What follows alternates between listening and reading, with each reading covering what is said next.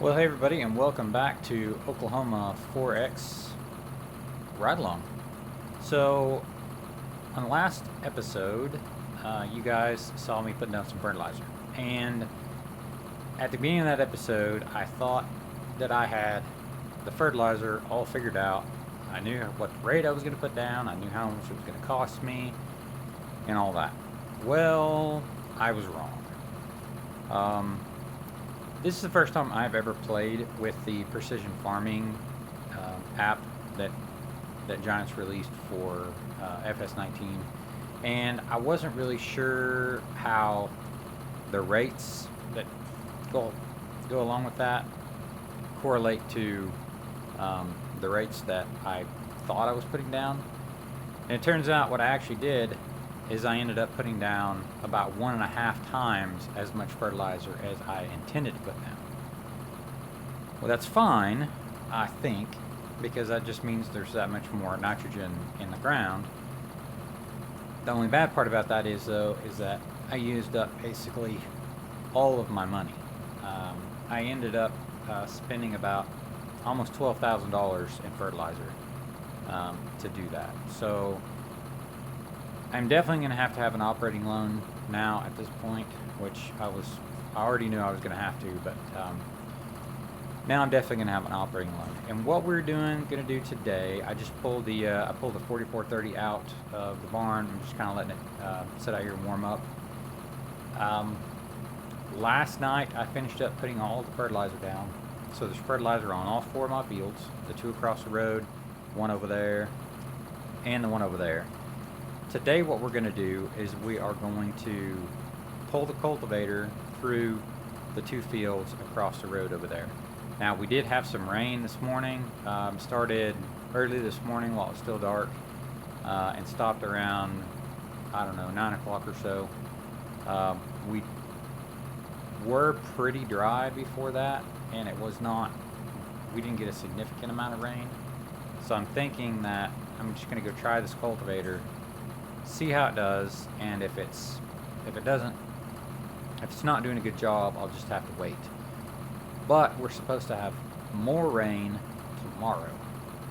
So if at all possible, I would at least like to get the 2 fields across the road cultivated and sowed today.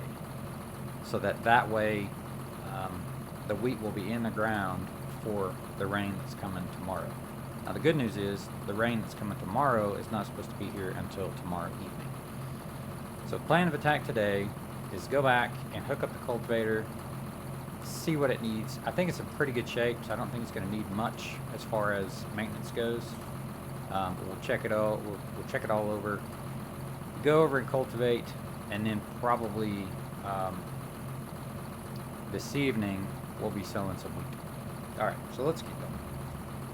Oh, and if you didn't notice, last night it was like 11 o'clock at night when I finally got when I was finally able to take the fertilizer spreader back.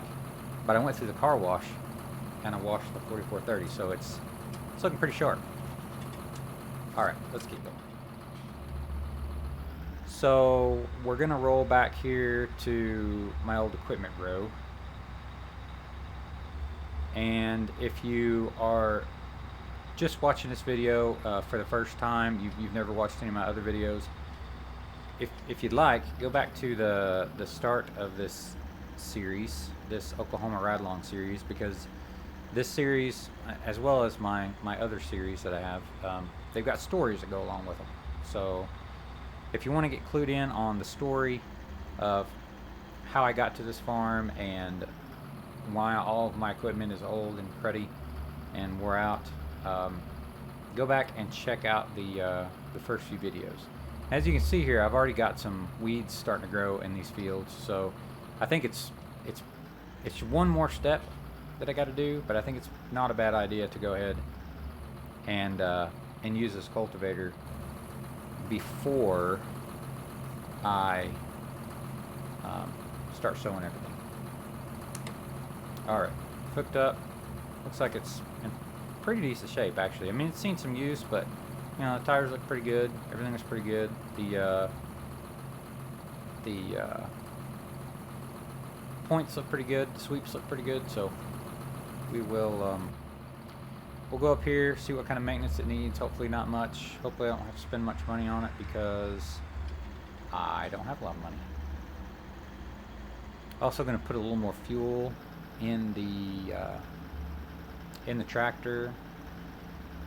And unfortunately, it looks like it's not going to be long before I have got to do some maintenance on the tractor again. So, yeah. I've put a lot of hours on this thing, though. I was looking last night, and I can't remember how many hours exactly I've put on this thing, but it's been several so far. All right. I'm just gonna back this thing up into the barn and back it up and into a spot where I can also get some fuel in the tractor.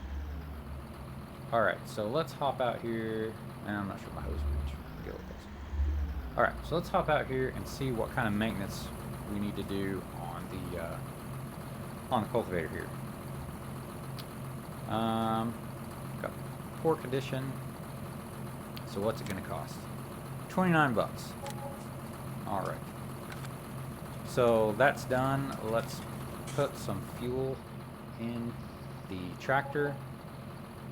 Another $134 and we're ready to go. Alright. Now one thing that we're going to do in this episode is I am going to use Courseplay to do this. And for those of you who have been watching some of my videos already, you know that I strive to be as realistic as I possibly can. And of course, Courseplay is not realistic. But, you know, I can't always sit here for hours and hours and hours on end to actually go round and round and round. Now, so far, I have done a lot of the farming here by hand. So in other words, I've done a lot of the farming actually sitting in the tractor driving. However, with the request of doing some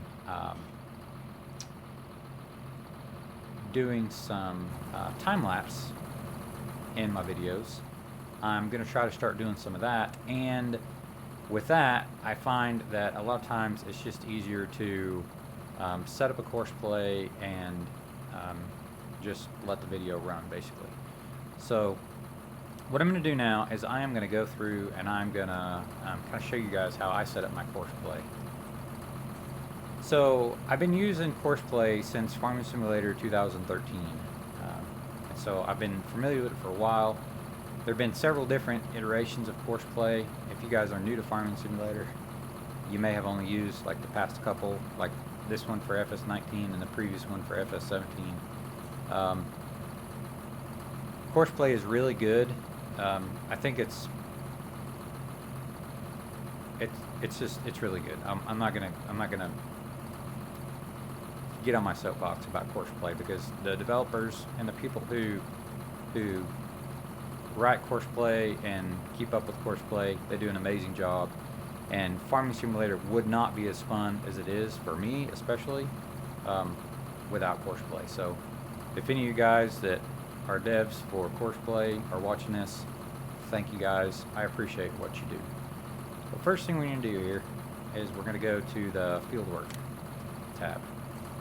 Alright, and the next thing we're going to do is we're going to go to Course Generation. So this is field 34. So we're going to go to field 34, which is actually the edge path is a user path because in one of my previous videos you saw where I made all my fields bigger, and so I had to recalculate the field edge paths and save them as a user. So that's done. The current vehicle position, that's where I want to start. Starting direction, automatic, that's fine. I do want headlands. And now, in a real world farming application, I would not want to have any more headland basically than I have to have. But Courseplay is or maybe it's Farming Simulator. I don't know. The way that they turn at the end of the headlands, or at the headlands, the way that the turning script and the turning operation is not really super great. They can't turn as sharp as I would be able to turn in a real tractor in the same situation. So I found that it's best to give it plenty of room so it's not trying to run into trees or do anything dumb. I give myself 4 headland passes. So basically what that means is I'm going to go 4 times around the field before it starts working back and forth. So I always do counterclockwise. That's just because in North America, when tractors, your control console or your controls, your gear shifter, your hydraulics, whatever, is always on the right side. So I find it easier in real life. I do the same thing in real life. I do my outside rounds looking over my right shoulder back at the implement, because it's just a lot easier to be already looking over your right shoulder and having your hands on the controls. If you're up against the fence or the trees or the ditch or the waterway or whatever, it's just easier to look over your right shoulder. So that's the reason why I always set this up as counterclockwise. I'm going to start working on the headland passes. That's okay. There again, that's not how I would actually do it in real life. I would leave my headlands for the last, because I would want the smoothest possible I want the smoothest possible seabed when I was finished for the drill. But I have not set anything up working on well, actually, tell you what, we'll just do that. We'll start working on the up and down rows first, and we'll just see how it does. I don't usually do this, but we'll see how it does, because that's the most realistic. That's what I would actually do in real life. So we'll give it a shot. I'm going to leave all this the same. Shouldn't need to do. I'm not going to mess with any of that. Okay, now this right here, this is something that typically so this auto calculates the width of your implement, but typically I always bump it up like a couple of tenths of a meter, because it seems like Courseplay and like the AI helper, which I never use, but it always seems like it's a little conservative, and so you can actually get away with bumping it up and making it slightly wider to save some time. So let's do this. We'll zoom in here, and we will generate fuel course. So that's what it looks like. I don't love that. So I don't love the fact that these are angled. So we are going to do something a little bit different here.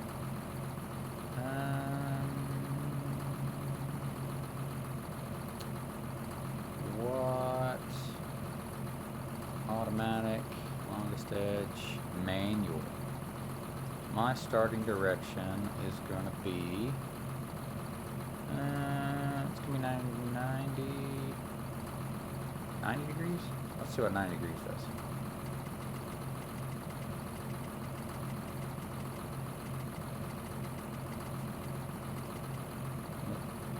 Oh, she just went the other way. Let's try that again. Ooh, it's got to think about it. It's got to think really hard about it. Okay. May cause some issues when driving. Yeah. Okay, well. We're gonna just give it a try and see what happens. We'll see what kind of issues it causes while it's driving. Okay, we're gonna close this for now. We're gonna get set up right over here. I'm gonna do a loop, and there's some more weeds growing down there. We'll do a loop here, and we're gonna get ready to get started at the beginning. First waypoint, that's where we're gonna start. We are gonna drive course. And then we may need to make some adjustments as we go. There we go. As you can tell, now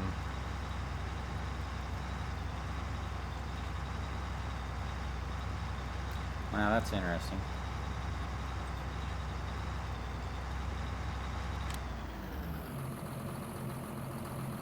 Now, is that taking my fertilizer away? What is that doing? It should not be taking my fertilizer away. My fertilizer is not being used. I'm just adding another tillage step to the field. I'm not so sure about this.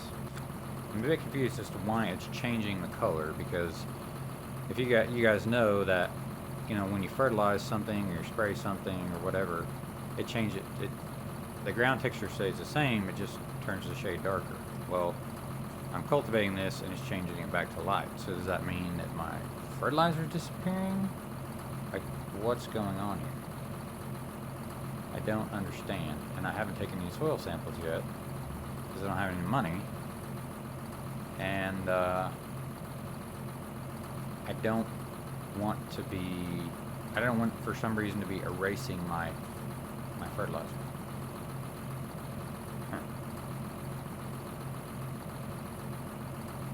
Well, I don't know. I can tell you that I don't want it to be doing away with my fertilizer. Got a bit of indecision here. I was all set up ready to do this, but now I'm not so sure what I'm going to do. So, I tell you what we're going to do. We're going to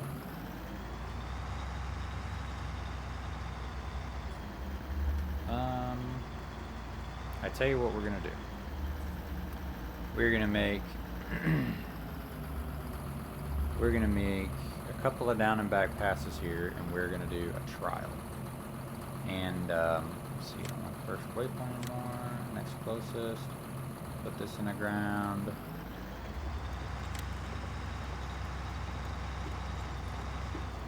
What are you doing? Messed up. Messed up.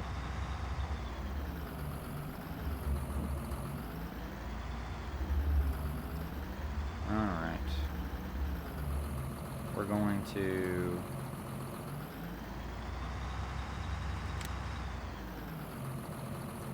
to do a down and a back here, and we're going to do a little trial. We're going to do a little test and see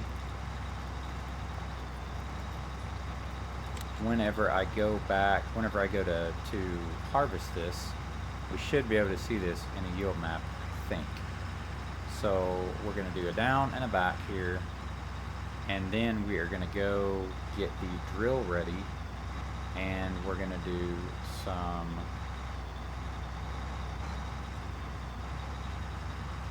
well, now what are we doing here, guy? Oh, it's confused. Okay. Tell you what, we're going to go get the drill ready, and we are going to do some sowing. That's enough of a strip for me to be able to tell if there's a difference or not. And so we're just going to go see. I'm going to delete this for now. And I will catch up with you guys in just a minute when we get ready to fill up the drill. So I still got to go get seed. I wasn't planning on doing this right now, but I still got to go get seed and all that. So I'll catch up with you guys in just a few minutes. All right, everybody, we are back. It's a little bit later in the day. I talked to my banker. I got some money. We are here at Miller Feed and Seed. We're going to load up this pallet of seed right here with the forklift, and we are going to get back to the farm. Now, I went ahead and before I left, I pulled the drill up to the barn. to the shop and kind of took a look at it, see what I was going to need to get it going. It shouldn't take much, I don't think. So as soon as we get this home, we will we'll get it filled up and we'll get going.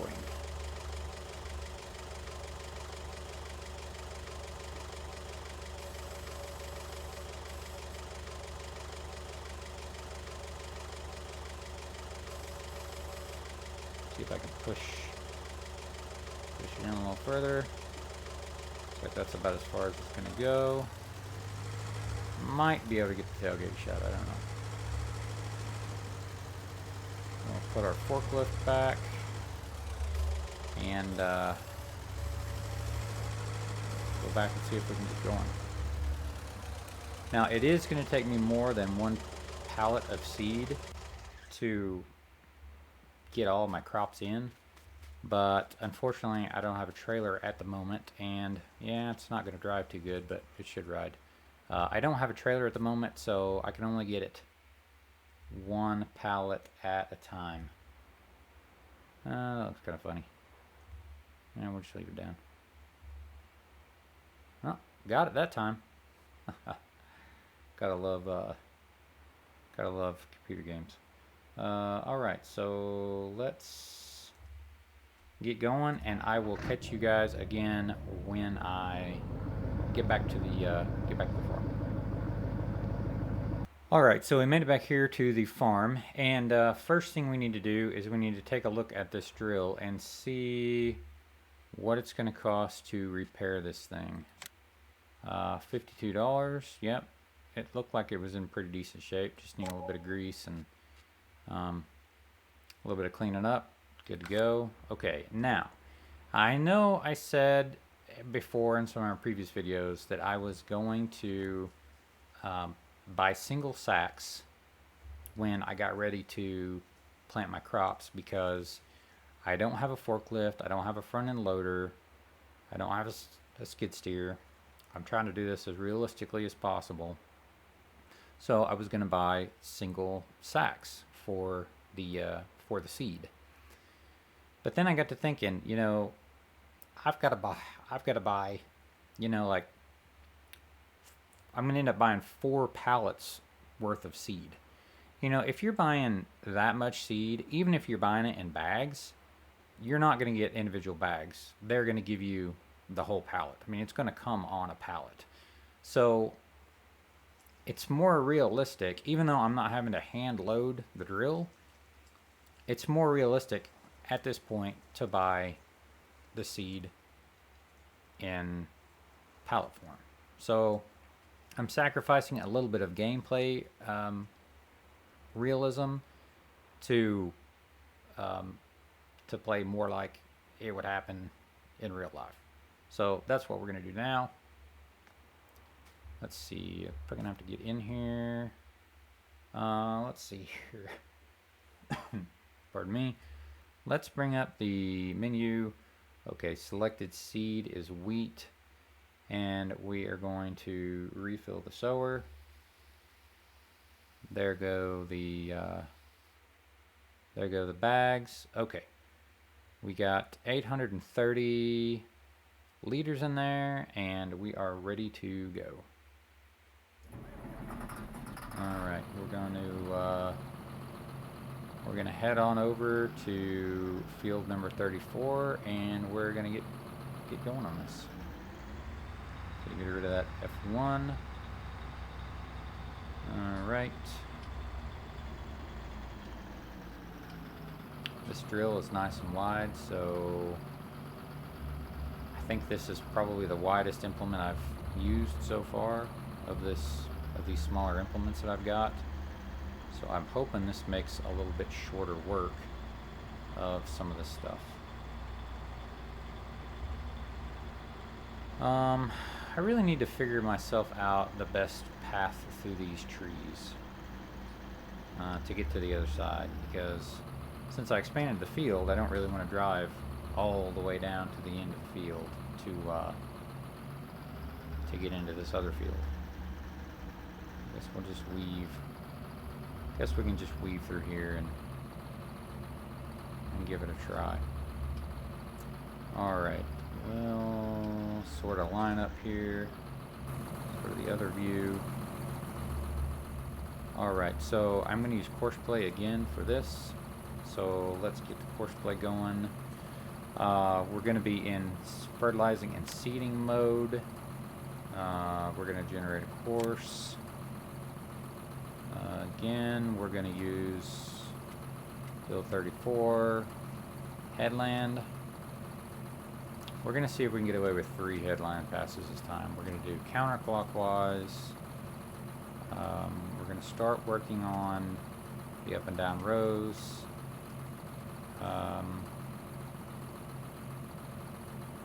Ending location.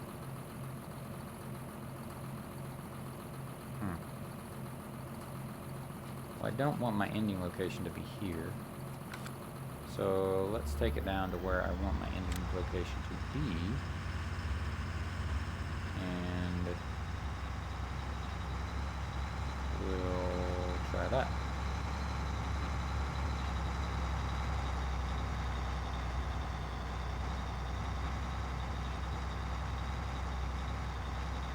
I don't know whether it would be better to have my ending location before the curve or after the curve. If we're going clockwise. So I'm going to say put my ending location right here. I'll try it right here and see how it works. Alright, back to course generation. 3 passes counterclockwise. Start working on the up and down rows. Current vehicle location. Starting direction. We'll leave it automatic for now just to see. I'm going to bump this up 1/10 of a meter. And we'll see how that goes. Let's see here. So those are pretty straight. Pretty straight back and forth. Not a lot of angle. There's a little bit of an angle. So we'll go ahead and we'll say, okay, that's what we'll go with. Alright, so that means I need to drive to the opposite corner of the field. So quickly we'll do that.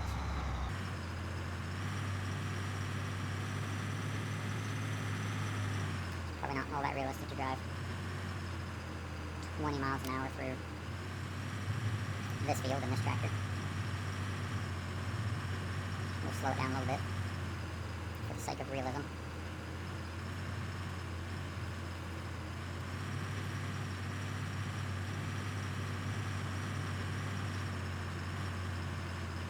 So if you guys are enjoying this cluster of a YouTube video here that I've provided for you, do me a favor and hit that subscribe button, and so you know when new videos come out, because I don't always post on social media when I release new videos. Go ahead and hit the little bell so that you get a notification. That would be much appreciated. Alright, now maybe we've got all of this headed our way. We're going to find out momentarily. Okay, so first waypoint, drive course, and we'll see what happens. Needs to be refilled. No, it doesn't, because I am not putting down fertilizer. Use fertilizer. Deactivated. Ridge markers. There's no ridge markers. Fold implement. Yada yada. Okay. So that, what I had to do there was turn off use fertilizer of seeder. I just deactivated it. So now we should go.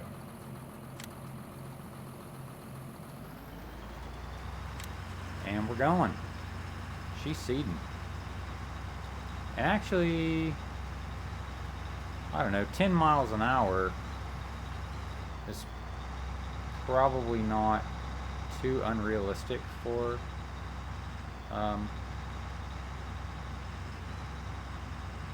seeding. I mean, it might be going a little bit slower, but probably not too much slower than that. This is set at 10. So the turning mechanics for Courseplay are not Don't get me wrong. I'm not knocking Horseplay because it's really great mod, but they're a little bit clunky. I really want to think that the turning mechanics in FS the Horseplay version for FS17 were actually a little better. I could be wrong, but for some reason I just feel like maybe they were. So if you'll remember, I did two headland passes, and so that looks like it's going to work out really well because the guy actually turned around in the field, and he had plenty of room to turn around. He didn't go off in the grass, he didn't hit any trees or anything like that. So I think that's going to work out pretty well here. That's an interesting texture for the sod, the sod or the planted ground. It's a little different than it used to be, or it's a special. It may be actually be a special texture for this map. I'm not sure. One other thing that I wanted to mention today that I'm glad I just thought of is that the mechanic came out this morning when everything was still kind of wet. The mechanic came out and he looked at the 4490. So if you don't know what the 4490 is, it's the big case tractor that's back in the fence row. You might have noticed it sitting down there when we went back to get the chisel earlier. You may have noticed it. So that was one of my uncle's tractors before he passed away, and the 4430 here was also another one of my uncle's tractors before he passed away. I was able to keep the farm equipment that you see here. I was able to keep it from my uncle's estate, and that's what I'm using to farm to start my farming operation. So anyways, the 4490, I was told that it ran, however that it had transmission drivetrain issues of some kind. So while the engine ran when it was parked, it wasn't movable, it wasn't mobile under its own power. So I got with I got with a mechanic a couple of days ago, and he came out this morning to take a look at it. He checked all the fluids. He made sure there wasn't water in the oil or anything like that, and he put a fresh fuel filter on it. There wasn't really a lot of diesel in the tank. There was a little bit, so he put a little bit of diesel in the tank, and he actually got it started. He got it started, got it running. The 3-point on it worked. We didn't hook an implement up to it to see if the hydraulic pump worked, but it appears as though the hydraulic pump is fine and it's going to work. However, he didn't get much further than that because whenever he tried to engage the clutch did nothing. So he's thinking that yes, it does run. Obviously, he got it started, and without too much trouble, glad. He got it started, got it going. However, he doesn't really know what's wrong, if anything is wrong with the rest of the drivetrain, because the clutch is bad. So it's still a bit of a big question mark. I don't really know what I'm going to do yet. The guy came. He said he's going to send me a bill for the service call. He said it'd probably be around $450, which was pretty painful. But he said, "Yeah, we'll get you the bill in the next couple of days, while you kind of decide what you want to do, whether you want to have us tow it to the dealership or you want to just pay the service charge and just leave it in the fence row, whatever." He said to put a new clutch in it would likely cost at least $2,500 because it's a fairly big tractor, and they will have to split it. So there's going to be a fair amount of labor involved, plus the parts.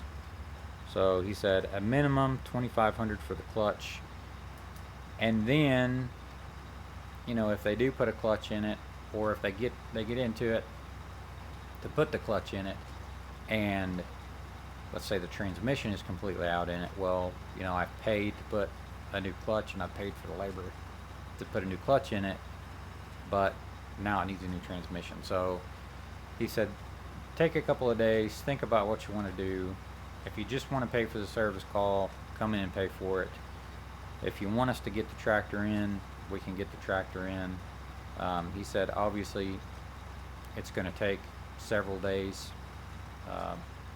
weeks to get the tractor, figure out what's wrong with the tractor and get it put back together. So he said, just kind of let him know, just some things to think about. So it sounds like at a minimum, it's going to cost me $2,500 to be able to see, get some kind of idea of what is wrong with that case tractor. I got to be honest with you, it would be really nice to have that thing, because I have a much larger disc that I could use with it, and I have a much larger cultivator that I could use with it. So it really would be kind of nice to be able to use that thing. But on the other hand, I don't want to spend a bunch of money on it only to find out that the part I need or the parts I need are obsolete and hard to find, and it just turn into a big money pit that in the end is just going to be useless anyways. So I don't really know what I'm going to do there yet. I think I am going to go ahead and try to get them and get it in and get it fixed. Put it down in the comments. What do you guys think? I'd be interested to hear what you guys have to say, because there's always a possibility, and he said there's always a possibility that if we put a clutch in it, this thing's gonna be good to go. So there's a possibility that it could be fixed and good to go for $2,500 to $3,500, depending on what other little things that they find that they need to fix. Or it's entirely possible that I may sink at least $2,500 in it, and it's still useless to me. So let me know what you guys think in the comments. I would love to be able to use it. It would be a great asset to me that I already own, that I already technically paid for. I just don't know if I want to roll the dice at this point and get it fixed. If I do decide to fix it, I would like to have it fixed before this fall, so that I can use that bigger tractor for fall tillage. But so anyways, that's the story with the 4490. I know some of you have probably been wondering, what's the deal with that thing. Every time I've gone back to get a piece of equipment out of the equipment row, you see it back there, and it's in kind of a sad state. Oh, another thing is that since I'm low on funds and I don't really need them, I'm thinking about trying to sell some of my miscellaneous excess equipment. And so some of that equipment is actually usable equipment, and some of the stuff is going to be more just like I sell it for scrap. There's a few things sitting around the barnyard, like the old corn crib. That thing needs to go anyways, to just get it out of the way. There's some old grain bins that need to go. There's an old auger that needs to go because it's totally junk. There's a hay rack over there that needs to go because it's junk. There's a couple of big shelves that are the big racks. They're like pallet racks or tote racks that I'm thinking about getting rid of. I'd like to keep them, but if I can get something for them, then maybe I'll get rid of them. I don't know. I'll just have to see. But the big items that I'm thinking of getting rid of is the Gravity wagon, and the Jiffy forage wagon, and the big Farm King auger that's sitting right there by my big grain bin and overhead bins. I'm thinking about getting rid of those because, like, for example, those three items, they're worth I don't know. I'd like to think I could get at least $6,000 for them all combined. And the same person's likely not going to want to buy all of them together. But they're worth. I've been looking at Tractor House, and they're worth about $6,000. So I'd like to have that money, especially since I don't foresee myself using the Jiffy Forage wagon anytime soon. I don't know what I would use it for. The auger, I'm not going to be able to store any grain anyways because I need the cash. So I could see at least probably the next couple of years, my crops are just going to get sold basically as soon as I take them off the field because I don't have enough operating income to be able to leave that grain sitting 6 months. I need the money from the harvest to be able to put in the next harvest, to be able to finance the next harvest. Or in this case, now I have a loan. I'm going to need that money to pay down the loan and upkeep my equipment. So I don't see myself using that auger for at least, I don't know, 3 or 4 years at minimum. So I'm thinking, why keep it around? So I'm going to advertise some stuff. I'm going to haul some stuff to the scrap yard. I think I'm going to advertise the equipment immediately, and then once I've got all my crops in the ground, I'm probably going to start cleaning up the barnyard a little bit and getting rid of some of the junk that's sitting around. Well, I'm definitely going to have to make some trips back to the shop to refill this thing. I didn't realize that it only held 850 liters worth of seed, which is, I don't know. I'm not sure if that's realistic or not. Maybe I should check. Maybe I'll do that. Maybe I'll run some. Maybe I'll go look up some old. Or actually, they probably still sell. I mean, I know they still sell grain drills very similar to this. John Deere does. So what I might do is just go and look up online to see if that 830 liters is actually accurate. I am putting down, or I do believe I should be putting down. I'm going to check that when I'm done here as well. I should be putting down 500 liters per hectare.